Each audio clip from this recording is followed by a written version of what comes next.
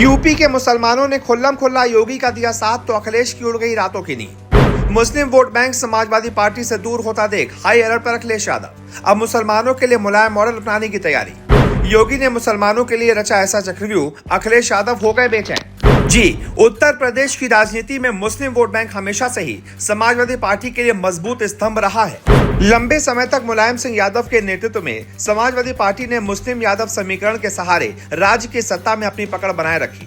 हालांकि हाल के वर्षों में मुस्लिम वोट बैंक सपा से धीमे धीमे खिसकता नजर आ रहा है। इस बदलते राजनीतिक समीकरण को लेकर अखिलेश यादव ने बड़ी पहल शुरू की है। पिछले विधानसभा चुनावों के दौरान समाजवादी पार्टी का प्रदर्शन अपेक्षा के अनुरूप नहीं रहा था। मुस्लिम समुदाय ने कुछ क्षेत्रों में समाजवादी पार्टी के बजाय AIMIM, आजाद समाज पार्टी जैसे अन्य विकल्पों की ओर रुख किया था। बसपा और कांग्रेस जैसे दलों ने भी मुसलमानों के बीच अपनी पैठ बनाने की कोशिश की। ये स्थिति अखिलेश यादव के लिए चिंता का विषय बन गई। इस पर काम करते हुए अखिलेश ने कई कदम उठाने शुरू कर दिए हैं, जिनका मकसद मुसलमानों को फिर से अपने साथ जोड़ना है।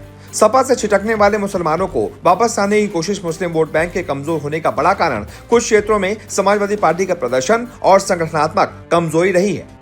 राजनीतिक विश्लेषकों का मानना है कि अखिलेश यादव ने इस कमजोरी को पहचान लिया है और इसके समाधान के लिए मुलायम मॉडल अपनाने की तैयारी कर रहे हैं। अखिलेश ने हाल ही में मुस्लिम समुदाय के नेताओं और प्रभावशाली लोगों से मुलाकातें शुरू की।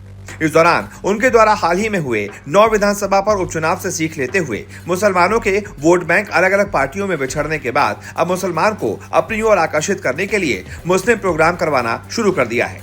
अलीगढ़ में आयोजित अलग अलग कार्यक्रमों में जाकर वो पूर्व विधायकों से मुलाकात करने के साथ ही ये साफ जाहिर कर दिया है अखिलेश यादव अब मुलायम सिंह यादव की राह पर चल चुके हैं। जहां पहले मुलायम सिंह यादव अपने पुराने कार्यकर्ता पुराने वोट को अपनी ओर खींचे रखने के लिए उनके घर पहुंचते थे, उसी को लेकर अखिलेश यादव भी अब अलीगढ़ पहुंचे और उनके द्वारा पूर्व विधायक हाजी जमीरुल्लाह से बातचीत की। साथ ही पूर्व विधायक जफर आलम के आवास पर जाकर उनका हालचाल भी जाना। साथ ही मुजाहिद किदवई के यहाँ शादी के प्रोग्राम में पहुंचने के बाद नव दंपति को आशीर्वाद भी दिया। जानिए क्या है मुस्लिम वोट बैंक की अहमियत। उत्तर प्रदेश में दरअसल मुस्लिम समुदाय राज्य की आबादी का करीब 19 से 20% है। ये वोट बैंक 50 से ज्यादा विधानसभा सीटों पर निर्णायक भूमिका निभाता है। यही कारण है कि समाजवादी पार्टी सहित अन्य राजनीतिक दल इस वोट बैंक को अपने पक्ष में करने के लिए लगातार प्रयास करते रहते हैं। यही कारण है कि समाजवादी पार्टी सहित अन्य राजनीतिक दल इस वोट बैंक को अपने पक्ष में करने के लिए लगातार प्रयास करते हैं। हालांकि पिछले कुछ वर्षों में भाजपा की ध्रुवीकरण की राजनीति ने विपक्षी दलों को मुस्लिम वोट बैंक को लेकर नए सिरे से सोचने पर मजबूर कर दिया है। समाजवादी पार्टी को यह समझना होगा कि केवल मुस्लिम यादव समीकरण अब सत्ता में वापसी का गारंटी शुदा फॉर्मूला नहीं है।